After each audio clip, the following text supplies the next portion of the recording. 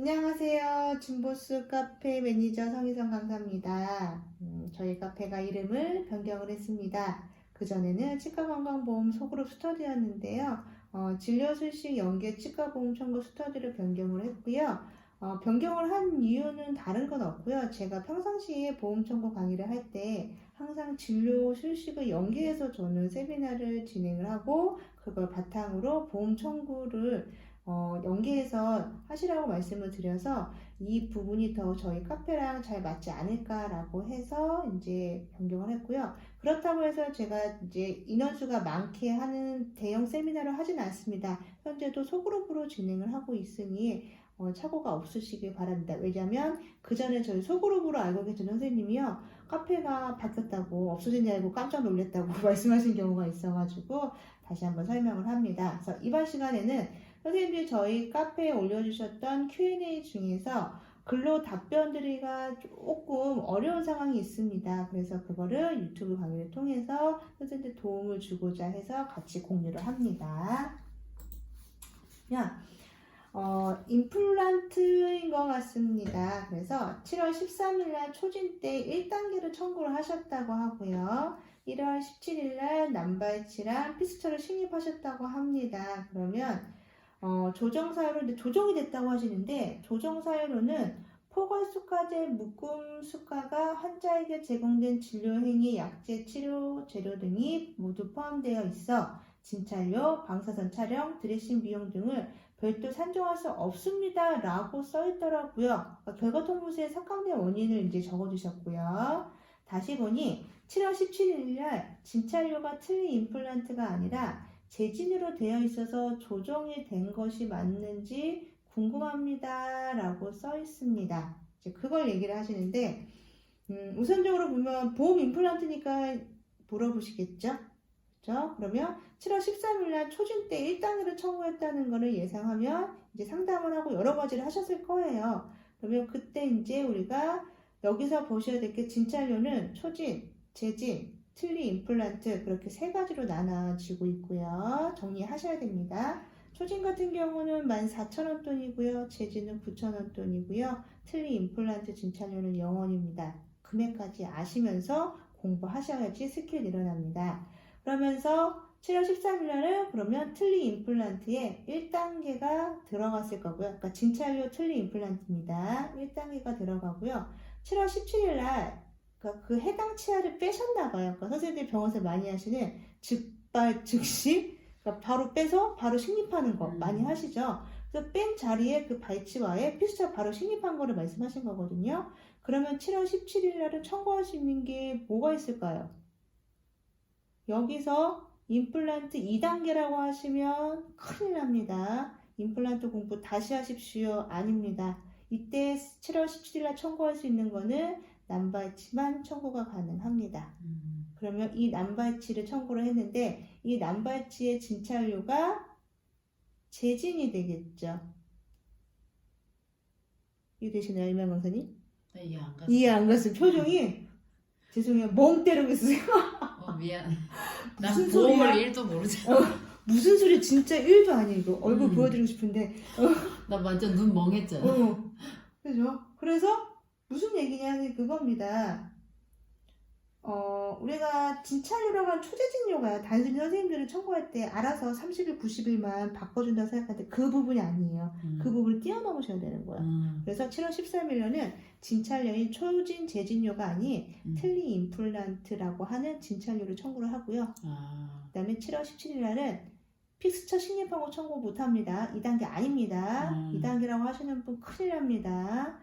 저거 청구 못하고요. 남발치만 청구돼요. 그러면 남발치만 청구되면 이때 야, 너 초진료에다 남발치 할 거야? 또는 재진료에 남발치 할 거야? 또는 틀니 임플란트에 남발치 할 거야? 라고 물어보는 거예요. 그러면 얘는 처음 온 게 아니죠. 그럼 초진이 아닐 거 아니에요. 그럼 재진이겠죠. 그죠? 그러면 틀니 임플란트로는 안 돼요? 네. 틀니 임플란트 진찰료는요. 보험되는 틀니를 하거나 보험되는 임플란트를 청구하는 단계별 청구할 때만 청구되는 거예요. 그럼 얘를 어떻게 받아? 그죠? 그러면 7월 17일 날은 재진료인 남발치로만 청구를 해요. 그럼 전날 심긴 심었잖아요. 근데 저게 보험 임플란트면. 보험 임플란트예요, 이분은. 응. 그러면 픽스처 식립하는 날은 2단계가 청구가 안 돼요. 산정 지침상. 그러면 바보짓 한 거야? 미안해. 맞아요. 맞아, 그럴 수 있어요. 근데 진료를 이렇게 나눠서 보험 단계에 맞춰서 했어야 되는데 내가 환자 편의상 혹은 진료 수식 편의상 자기가 그냥 해버린 거잖아. 네, 맞아요. 그 나라에서 시킨 대로 해야 돈을 주는데. 어떤 건지 알겠다. 올라가서 여쭤보는데 응. 우리가 픽스처를 식립을 하면 비보험은 돈을 받아야 돼요. 응, 그러니까. 수납을 해야 돼요. 왜? 응. 도망가니까. 그러니까. 심어놨는데 도망가면 어떻게 해? 응. 그죠? 그런데 나라에서는요, 임플란트를 식립할 때 돈을 받으라는 게 아니라, 응. 2차 수술을 하고, 응. 스티치 아웃한 날 돈을 받으래요. 아. 그게 나라 법이에요. 아. 그러니까 이날은 청구하면 안 돼. 아. 근데 병원에서 청구해. 왜? 환자 도망갈까봐. 아. 그렇게 하셨을 거예요. 지금도 하고 있으실걸요? 그러면 결국에 저걸 안 하고 그냥 스티치 아웃 때 그때 그걸 처리를 하면 되는 거네요. 결국 법에 못 받는 건 아니네. 네, 받을 그러니까, 순 있는데. 우리가 비보험 때 수납했던 방법과 차이가 나는 것 뿐이에요. 그렇게 보시면 돼요. 근데 병원에서는 픽스처 식립한 날 청구를 하죠. 보험 청구를. 도망갈까봐. 아. 근데 이건 법도 문제가 있다. 그렇죠. 실상을 모르고 하신 거잖아요. 진짜 도망갈 수도 있거든요. 거의 도망가요. 네, 그러니까. 말을 좀 안 된다.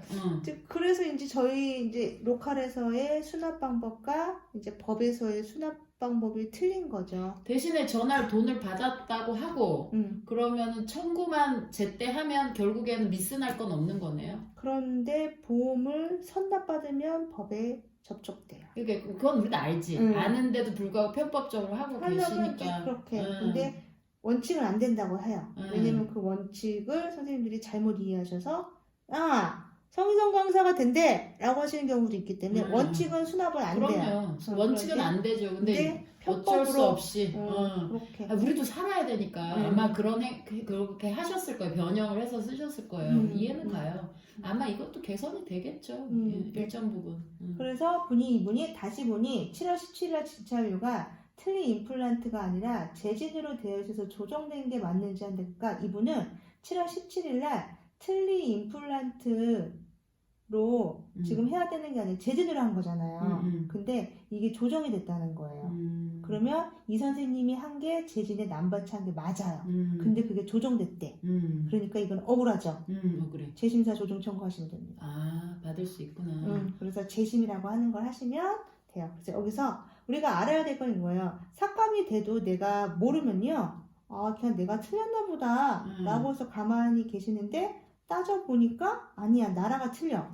그러면 재심사를 하셔야 돼요. 그러니까 법이랑 우리가 보통 하는 편이랑 이게 부딪히니까 생긴 거네요. 이야, 정말 다양하게 알아가는구만. 이게 이제 헷갈리셔서 근데 재심 제가 이분한테도 연락을 드리는 분이었고요. 선생님 재심하세요 라고 했어요. 재심하는 선생님 청구할 방법이 맞고요. 왜냐면 내가 한 게 맞는지 틀리는지도 모르는 상태에서 똑같은 청구를 하시면 실력은 늘지 않기 때문에 나라가 100% 맞지는 않습니다. 그래서 나라가 틀리면 그거에 대해서 이의신청 아닙니다. 재심사 조정 청구를 하셔야 되는 겁니다. 그러면 단계는 고쳐야 되는 거죠? 아니 여기서 나라가 잘못한 거예요. 나라가 잘못한 거. 그래서 나라한테 너희가 잘못했으니까 돈 내놔 라고 말씀하시면 돼요. 근데 가만히 있으면 그냥 나라는 그냥 가만히 땡 받으려니까 나 못 준다고 뭐 그런가 보다 했겠지. 그런 거 같겠죠. 그래서 청구를 실질적으로 하시는 분들은요, 저희가 항상 말씀드린 것 중에 하나, 실력을 더 늘리고 싶으면요, 기본적으로 산정지침 다 공부하시고요. 그 다음에 결과통보서 보셔야 돼요. 그렇죠. 중요할 것 같다. 그래서 이게 내가 한 게 맞는지 안 맞는지 어떻게 보면 채점 해가지고 점수 보시는 거예요. 그럼 재심을 한다 그래서 우리한테 해가 되는 건 아니잖아요. 그렇죠. 그냥 어쨌든 되든 안 되든 이런 시도를 하셔야지 좋은 거네. 그렇죠. 그러니까 저희 의원들은 저거잖아요. 어떤 거냐면 민원을 넣는 거예요. 나라한테 공무원한테 민원 넣는 게 재심이거든요. 재심 얘기 이것도 새롭다. 근데 왜 그 주민센터 같은 데 가거나 가도 이제 뭔가 민원 넣으면 공무원들이 뭔가 해결해 주는 것도 똑같아요. 그렇네요. 몰랐으면 못 받을 뻔했는데 잘하고도 못 받으면 그러니까 그렇다. 그래서 아 이런 경우도 있구나라고 경험해 보시고 아 내가 재심하는 방법을 공부하셔서 한번 해봤어. 그러면 그 기억이 오래 남는데 그렇지 않으시면 또 빨리 잊어먹는 경우가 있기 때문에 저는 재심을 꼭 한번 해보시라고 말씀을 드리고요. 재심은 병원에 근무하실 때 가능합니다. 퇴사하시고 난 다음에는 할 수가 없는 거기 때문에. 그러네요. 근데 산정지침은 퇴사하고 나서 공부 가능해요. 근데 얘는 그렇지 않기 때문에 네네. 재심 같은 경우는 근무하실 때 기회가 되면 꼭 하십시오. 귀찮은 거 압니다. 꼭 하셔야지 될 겁니다. 그래서 이 부분에서 정리합니다. 여기서 선생님이 아셔야 되는 거는 임플란트 1, 2, 3단계가 언제 청구하는지를 알아야 되고 그 임플란트 청구했을 때 진찰료라고 하는 초진, 재진, 틀니 임플란트를 언제 어떤 시기에 했는지를 조금 아시면 답은 나올 거고요. 이 문제상에는 선생님이 청구한 게 맞기 때문에 재심사 조정 청구를 하셔서 선생님이 청구한 거를 옳다고 인정받으시는 게 가장 마지막이고 그게 더 선생님 스킬을 올릴 것 같습니다. 이해되시나요? 네, 이해됐습니다. 네, 그러면 오늘은? 아니, 오늘이 아니죠? 오늘 몇 개 찍었는데? 3개나 찍었는데. 그래서 여기까지입니다. 고생하셨습니다. 네. 네.